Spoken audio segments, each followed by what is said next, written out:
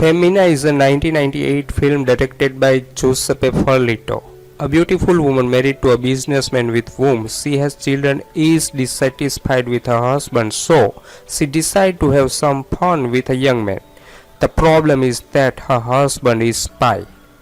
Channel Viaggio Celebrity presents 10 movies like Femmina. Number 10. La Nottata 1975. Susie and Angela, two unprejudiced Milanese girls, meet by chance in a toilet, where a distracted bourgeois lady has just forgotten a 2 million ring. Together they take and try to sell it. For this purpose they rely on a young taxi driver Vito of southern origin. He first leads them to a receiver who they find dead, and then in the house of a transvestite where a jeweler buys the ring at a fraudulent price. But after leaving the house they realize that the money has disappeared. Then all three come across with Marta and David, a rich vicious couple that involve them in love games. They follow and Vito follow the trend for a while. At dawn, after a momentary quarrel, Susie and Angela separate. Number 9. Masquerade 1971. High school basketball player Luca is having an affair with the much older married Dina, who comes along to his every game and gazes yearning at Luca from the stand. To her, their assignations seem all too short, in order that they can spend more time together. She arranged with stolid businessman husband Ganter that they should hire Luca as math tutor to their son Andres, who is struggling with the subject. But it becomes pretty obvious to Ganter what's going on between his wife and Luca, as it does to Andres, who has developed a major crush on his tutor. When Andres passes his exam, Ganter throws a party at the house for Luca and all his friends, and it turns to a love party. Luca sees Dina in the midst of violent love with Ganter. Luca and Gasper fight. Disgusted with Dina and not realizing that what he stumbled upon was an act of rape, Luca sets off on a long motorbike tour with Petra. Number 8. Kreola 1993. Kreola arrived in Santo Domingo to join her photographer husband Andy. Although Andy is initially jealous of Marco, who is in town looking for his missing girlfriend, who did not return from Santo Domingo with her co-workers after a girl's getaway. When Kreola and Andy sight the missing girl Iris in the company of their gruff, dominating sea captain Leon, Andy suggests Kreola distract him so that Marco has a chance of getting Iris back. Kreola scoffs at this but eventually does fall under Leon's spell. Andy's writer friend Joanne blamed the island atmosphere for the tendency for puritanical westerners to reject their inhibition. When Andy and Marco cannot free their women from Leon's influence, things get drastic. Kreola shows how an interesting plot can be mortified by a void director and a pack of vacant, inexpressive actors. Number 7. The Empire of Desire 1981. Sandra is a rich widow who wants to know the beach house her late husband has left her. She goes there with her lover Odilon, an unscrupulous young man whose studies she is supporting. Helping her with the red tape is Dr. Cavello, a very conservative and old-fashioned lawyer. In her way to the house, she meets a couple of hippies looking for a place to stay. She hired them as temporary housekeepers. Living nearby is a crazy prophet who shows his genitals to anybody who comes close. During their stay in the house, all these characters clash in unusual and funny ways, including some disgusting tourists, 3 young women on vacation, the police, prostitute, a reporter for a communist magazine, and many others. The Empire of Desire was the first national film released in full by, at the time, recently created the Superior Council of Censorship with the label Excessive Spectacle. Number 6. Bizarre 1987. Lorenza and Kobe's marriage revolves around love games with menacing script and voyeurism. When she's finally had enough, she leaves for their beach house and gets involved with a gardener.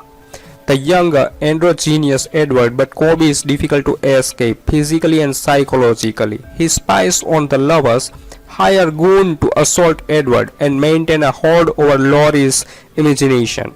Taking advantage of Edward's soft look, she dresses him as a woman and herself as a man in a plot to ensnare and humiliate Kobe in his wanton ways. Will the plan work? Do Laurie and Edward have a future?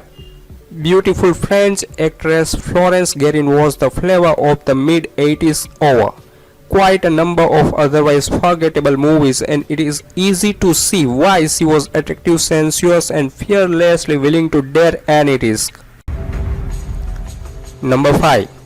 Amori letti, a tradimenti, 1975. Rome. Mordecai, a Lombard industrialist interested in an agriculture fund, is hampered in his interest by the stubbornness of Baldo, a farmer who is also the owner of the aforementioned land and who does not intend to sell it for any reason.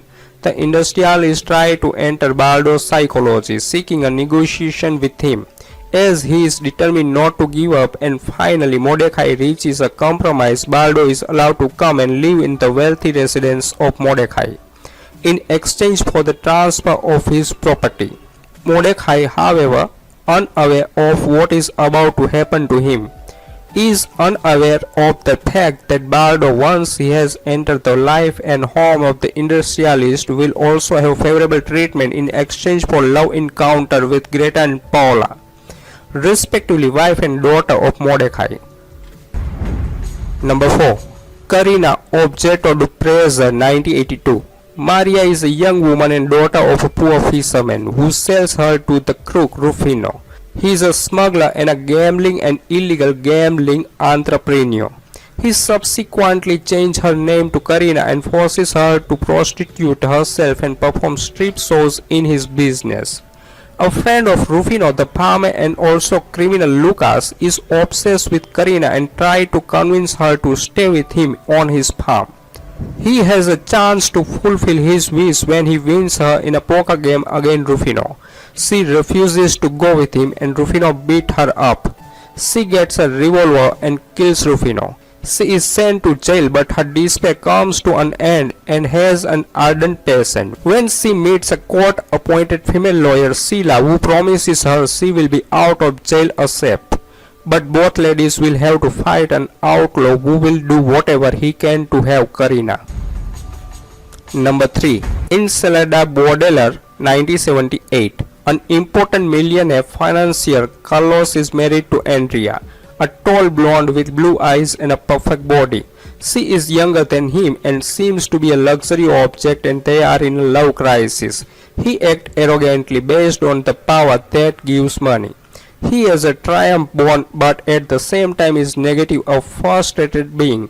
While on a yacht tour one day, she invites a strange couple. One is a cross-dresser to the yacht for a drink. After a short time, they tie the husband and take them hostage. Soon they start torturing and humiliating her in front of her husband. Nevertheless, she gets to enjoy the violation.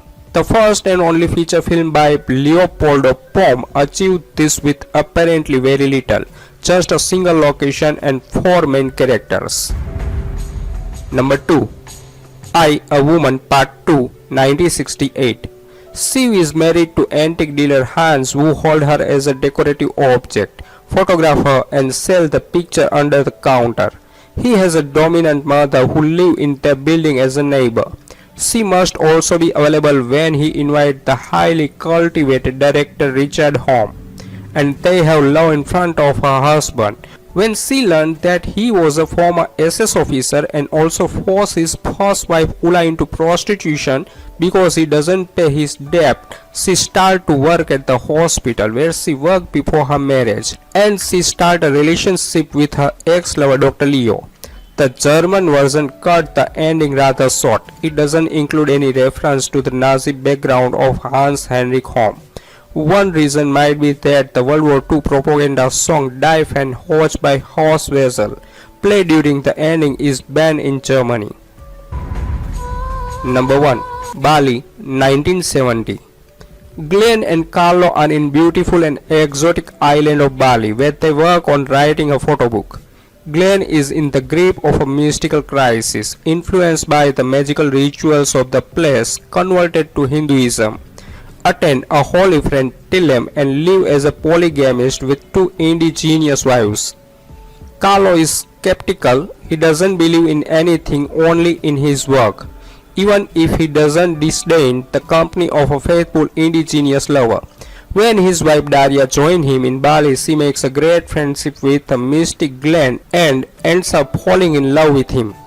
Daria and Carlo have an open marriage. Despite the love of Daria, Glenn kills himself after having performed a magic ritual that binds him to the Hindu holy man.